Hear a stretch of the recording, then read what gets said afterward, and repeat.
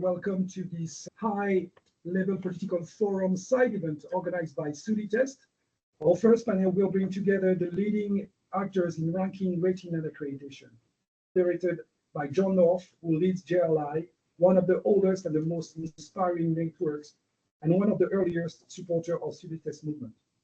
I'm going to start off by asking those on the panel to reflect in a couple of minutes each on any of the recent or ongoing innovations or updates within their particular, whether it's a ranking, a rating, or an accreditation system, something that they're proud of, that they're working on, and perhaps also pointing to the type of impact or change that they're aiming to achieve as a result of that innovation or change.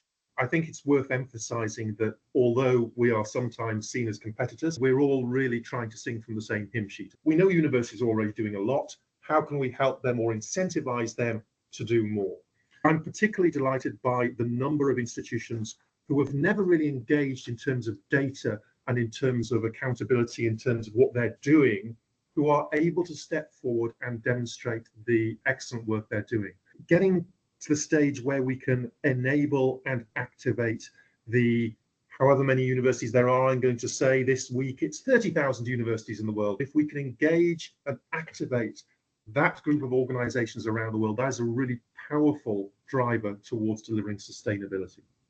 QS's mission is really about empowering motivated people around the world to fulfill their potential. And we've designed our rankings really with this informing students as the primary purpose. We found that over half of students are now actively researching the sustainability strategies or credentials of an institution as part of their process of selecting a university. However, only about 20% of those are satisfied with what they're seeing out there in the world. So we're, in a way, I'm quite proud that we have helped this sector actually move a little bit from lots and lots of talk about sustainability to action. The FT has been ranking business schools for over 20 years, and for example, on important SDG topics, including diversity, notably gender balance amongst students and faculty, that's something we've always tracked. In the last couple of years, we've created space to look at both the operations of business schools and their wider universities through a metric around carbon audits, and also an objective and a ranking around net zero targets going forwards. We also do a much wider range of broader editorial coverage on these important issues. We recently convened a roundtable of finance professors engaged around sustainability and how and what sort of a reading list, if you like, or resources and concepts should be integrated into basic finance courses. The positive impact rating is a rating, not a ranking. Actually, it's been co-developed with many of you present, John. It's based on the framework we had developed originally with 50+20 and trying to identify what an ideal business school should look like and translating that into a framework. We've had so far 5 editions of the positive impact rating, more than 40,000 students that have responded and provided their schools with their perspectives. We have more than 100 schools that have now regularly participated. In the recent years, we have focused more in collaborating with existing other organizations and have worked on translating our results so that schools can use it to provide reporting to existing accreditation, such as ASCSB. We've been for more than a century to advance the quality of business education since our 2013 standard. The CIR and sustainability were incorporated in that. In the recent change of 2020 standard, the team and organization landed in the term of societal impact, because ultimately we wanted to do through various different activity to create societal impact. It is a broad umbrella. We use the word societal to cover the social, the economics, and the environmental. One recent change, there is a societal impact competency framework. Then they highlight 7 core skills with competency that's required for a leader to be a competent leader in the societal impact. We know that we're facing a complex kind of network of global challenges. These things are all deeply interconnected, seems to point to almost systemic failures across environmental, economic, and cultural dimensions.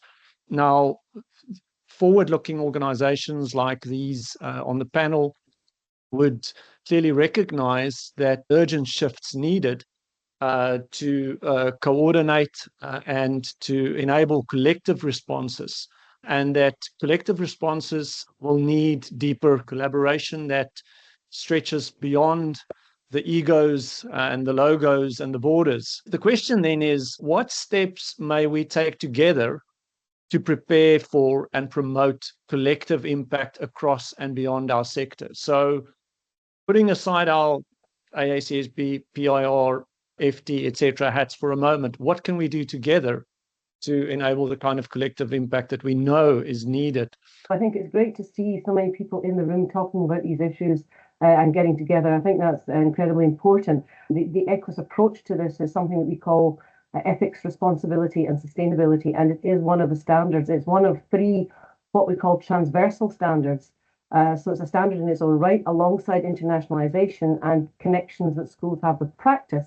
I think it's clear that there are these issues that go together in and around the whole question of how do we allow schools to really surface the kinds of research and pedagogies and even their own operation, which is illuminating what needs to happen in terms of ethical management, responsible management, and a focus on sustainability. In the last, say, 30 years, across the span of my career, a lot of business research has gone from being pragmatic in its focus to highly theoretical. Am I allowed to say largely unread by anything other than academics within a disciplinary silo? So I think we've got real leverage amongst all the different perspectives we have, whether it's rankings, ratings, or accreditation, to try and refocus, help schools refocus that. I think every one of us around the table here is really well positioned to help break down that resistance to change, because we all in our own ways provide schools with something of an imperative when we think about what they do and how they present that, whether they're presenting it to a rankings body or indeed to ourselves in EQUIS and ACSB. And if we can reinforce these messages across all of us, I think that becomes a much stronger motivation against this resistance to change. So, about collective action, to me, there are 3 areas. I think collectively there could be a lot more work done to agree certain common standards. And to me, what we have to move from is lots of measurement of input and throughput to outcome and impact. And that's fundamentally missing. A second point, the more that one could create then standardized and public selections of those assessments, the better, whether it's the ASCSB and EQUIS with aspects of their accreditation reports. I would love to see with Prime and the SIP reports in their new generation some degree of standardization and public data that's consistent, impactful, and public. I think more efforts to try to understand a consensus views of what core concepts and literature, for example, ought to be in a green course that will be credible. And then on research, the collective area should be around to also look at more standardized open source reporting of books, of chapters, of conferences, and so all sorts of wider forms of output, so that everybody could benefit and track and use open data in the ways that they consider important. I think looking at the rankings in isolation is problematic. I think there's facilitation of this collaboration, facilitation of this opportunity to share best practices, learn from one another is absolutely vital here. And that's why it's been so great, even in our context, to have the opportunity to work much more closely than we typically would with people like Duncan, people like Andrew and others from this space. Yes, it would be ideal to really measure the outcomes of what's going on in the world. But I think for many institutions who are a lot less sophisticated in the way they're using data around the world, I think they sometimes struggle to translate that into what they can actually do to influence those outcomes. We recognise that actually for this to be effective, it's not just got to be universities working in isolation within the nice private gardens, the beautiful walled gardens that we create in higher education. We need to reach out as a sector to governments, to private sector, to non-government organisations, and involve them in the process. And we're starting to see that. We're seeing governments like the Thai government refocus their economic policy around the SDGs and crucially place the role of higher education within that delivery context. We are working on our end to make sure that schools can use their data as easily as possible across the different accreditations that they have to work for. I also love what Duncan just now suggested around working with national accreditation agencies. I'm a big promoter, and I think, John, thank you for bringing up this question, and thank you for what GRLI has done in the last, 2 decades, or 1.5 decades nearly, of asking that question again and again, and for holding the space for it. I think we really need to move above and beyond it. We are in so many ways self-referencing ourselves in that small community of maybe, what are we talking about? 2,000 business schools, maybe at most, that we are even touching. And I think we can do that together by walking the talk, by holding up that spirit of collaboration. And I really look forward. I think we probably should give each other a big credit, because if you see this rating agency, ranking agency, or media, or EFMD and ACSB, we all do similar things, right? This is the movement. Maybe sometimes we don't use the similar terminology, but we are actually creating a movement. I think that's something that's great for society. I wanted to echo the message, and some of you already mentioned, the interconnectivity cannot stay alone in the business school. This is for all of us, right? Suzanne, you made that message as well. That interdisciplinary, I don't know how we can solve the problem with one discipline.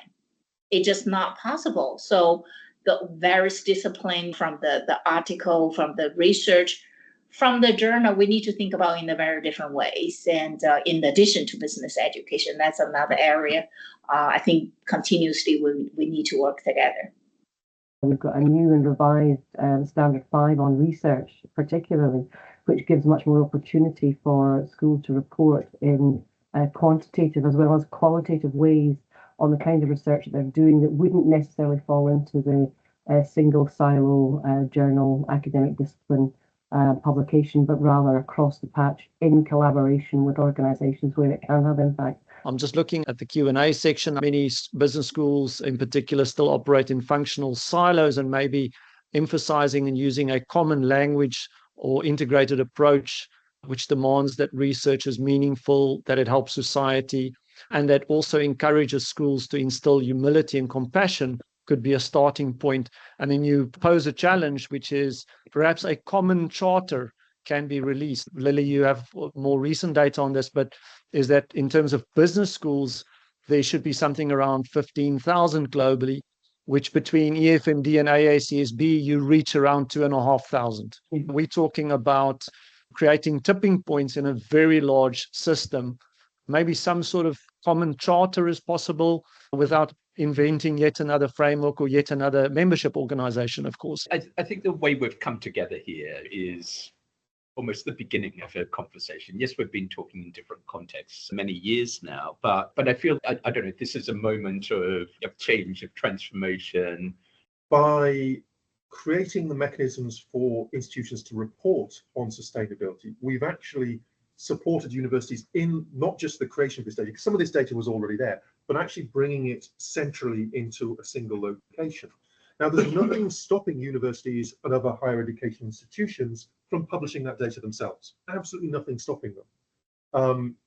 Just because we ask for it doesn't mean that they can't use it in other ways. And I would strongly encourage them to do that. Transparency is something that is oddly lacking in this sector. One other thing that I think is coming out and which we need to be very aware of is how we use language. Because often within specific disciplines, we use very technical or jargon-laden language, which doesn't necessarily translate when we move into the policy sphere, or when we're talking to students, or when we're talking to the private sector. And we need to be more open to plain language so that what we're saying, which is really important, can get out there and can affect change. We have to realize the limitations of metrics. There are certain things that just they cannot do. But I'm all for, as we say, open data, establishing, as it were, industry-wide standards, bringing in the voice not only of those groups here, but for example, the journal publishers, the academic subgroups, other groups that have some point of leverage and so on. And I think I'm very open to this cooperation. That's the point about the process determines the outcomes. To be honest, I'm just a little frustrated that there's a bit too much process and not enough action, and I want to move to outcome. Again, you don't want talking shop after talking shop, but we're going to have to continue this conversation in another forum as well in order to get some actions coming out of this. And I think there are plenty of ideas and we need to take them forward. So I think a future, more focused event again would be well, a working meeting would be something that would be helpful in order to come out with actual action. I second that. Yeah, I don't know who said it. Let's make this the start of a new, different conversation. GRLI, grab it. Great session, good conversation. I just wanted to say that there are a lot of best practices or maybe good practice. So let's continue the conversation. Hopefully we can accomplish the common goal. Wonderful. And I think with that, it's a wrap. And from my side, firstly, to our panelists, thank you very much. We'll most certainly continue to support this type of work. Thank you to those that have been engaging in the chat. And very importantly, thank you to our hosts that have made this possible, our friends at Sulitest, along with all the other partners